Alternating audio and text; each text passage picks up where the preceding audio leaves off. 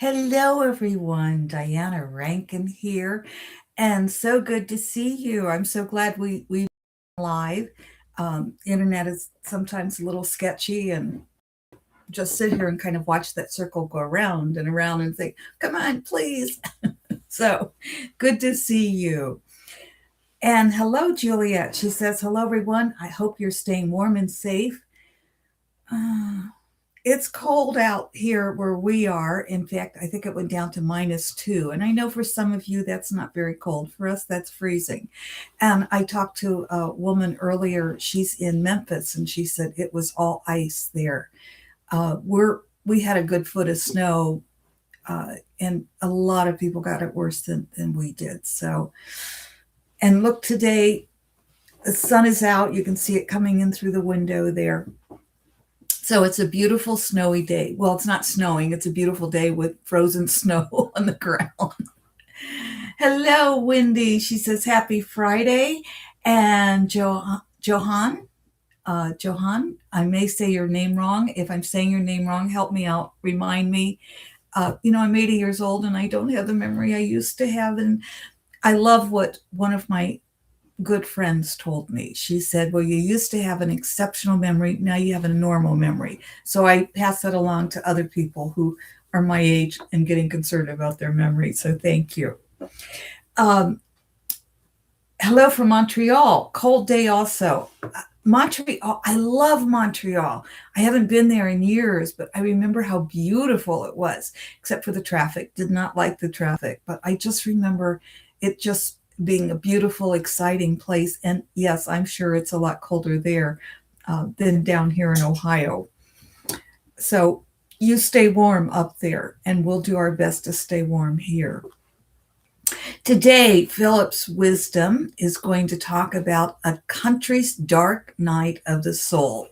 And if I recall, uh, it's been a few days since I wrote this out, but if I recall, he talks mostly, of course, about the U.S., but not only the U.S. In the U.S., because of how big it is, the power it's had in the past, it does affect the whole world. So, but I think he hits some other countries well.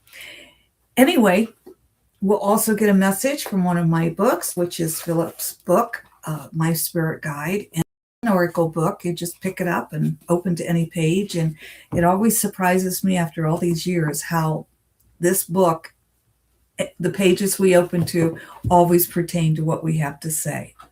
And I use this book every morning and just open it up and figure out what it's going to say to me, what my day is going to be. So let's get moving here.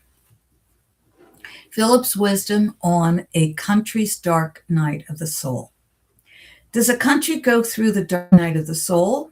If so, is that what's taking place in the US, in Ukraine, in the Gaza Strip, etc.? And we do have, if you have a question about a human's dark night of the soul, we do have a video out there on that as well. Phillip begins with saying, let us begin by addressing what is referred to as the dark night of the soul, as many may not be familiar with this phrase of many people's lives. This period, I think you're probably all familiar with it, but that's all right, Phillip. This period of one's life is cause for concern for those on their spiritual journey. It is a period when one questions their life and all they believe in and thought they knew to be true. We say this is for those on their spiritual path because those not on their spiritual journey and unaware of what is taking place. They may experience depression, but we assure you depression is an emotional psychological malfunction, not a spiritual reset, as is the journey of the dark night of the soul. As we look at the journey through the dark night of the soul, let us also look to see if this also pertains to a country. The dark night of the soul can be brought on by a change in one's life, something that causes the questioning of one's path. This can be brought on by a job change, a loss, even a seasonal change. In a country, this could be the change of leadership. With humans, the change causes the questioning of one's life. The human may question past or even current decisions. They may question the purpose of their life, question the purpose of life, and be unhappy about existence. In a country, those who are part of the country may be taken back by the fear and hate alive in so many of those around them.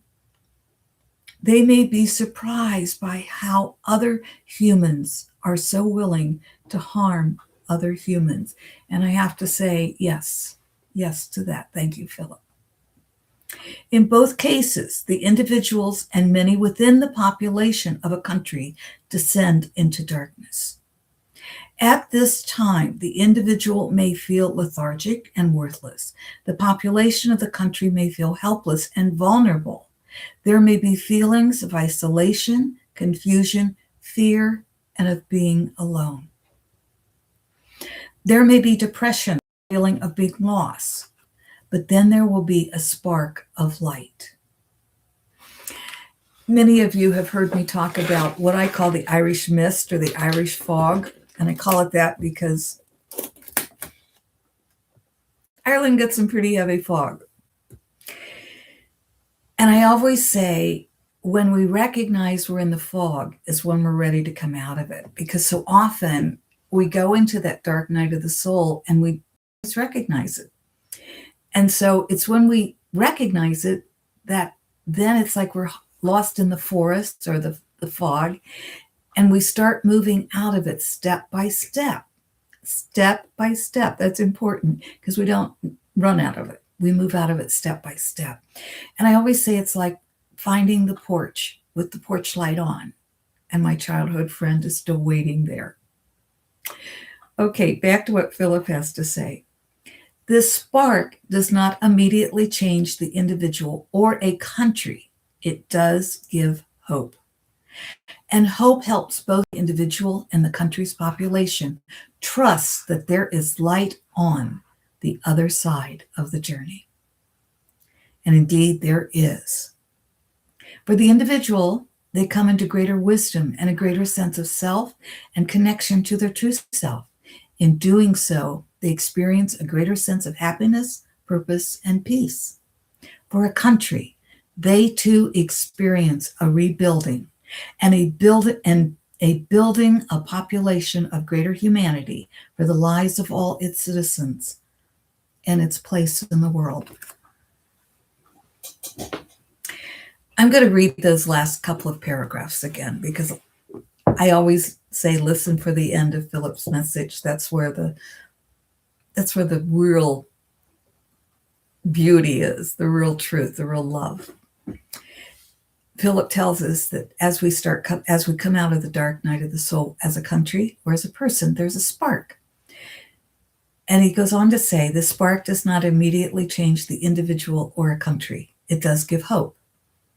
And hope helps both the individual and the country's population trust that there is light on the other side of the journey. And indeed there is. For the individual, they come into greater wisdom and a greater sense of self and connection to their true self. In doing so, they experience a greater sense of happiness, purpose, and peace. For a country, they too experience a rebuilding and a building of a population of greater humanity for the lives of all its citizens and its place in the world.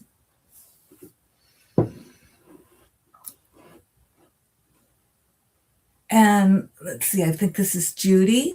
She says, sending love to you, Diana, Philip, and all. Thank you. Always read the messages because they don't appear for those who can't meet us live. And I always like to interact with my audience. And so I love those who can come live and can comment. If you have a question of a general esoteric nature, just put it in the comments below and I'll find it. And we love your comments for those of you who can't come live, or those of you who come live and are a little shy. That's okay too. And thank you so much for the thumbs up, the likes. I really appreciate that. That keeps me going. And so let's get our message now. Oh, if you have a personal question, For the esoteric questions, put them in the comments below or email me, which my email's below. But if you have a personal question, just pick up the phone and give me a call. My phone number is on the website, and we'll get you scheduled for a private reading. All right, here we go. I'm hearing right. Left was a little bit in there too. So if you heard right, then we're in sync. If you heard left, then that's a message you need to pay attention to. And I probably should pause there. I've been asked to pause before I say that. I'm sorry. I really still get nervous doing these. And so I apologize. Okay, so here we go. If you heard right, here's our message. Life is for living. Page 33. Life is for living. If you heard left, the way of war is not the way of peace. The way of war is not the way of peace. These messages, I think, are pertaining to what we're saying today. Am I saying don't protest? Absolutely not. But I'm saying show up in peace, not anger. Anger begets anger. Peace begets peace. We need to add more love to our world. And love is a more powerful verb than is fear or anger. Does that mean we never get angry? Of course not. We get angry, we work it through, and then we add the love and the peace. We can make not only our lives better, but the lives for our countries. And I thank you for doing that. And I remind you that life is for living. Go live your lives. Live your lives with great love. I love you, my friends. Thank you for the love that you send to us. We accept it. And thank you for the love that you receive from us and for the love that we send out into the world. I am so grateful. Thank you. See you next week, if not before.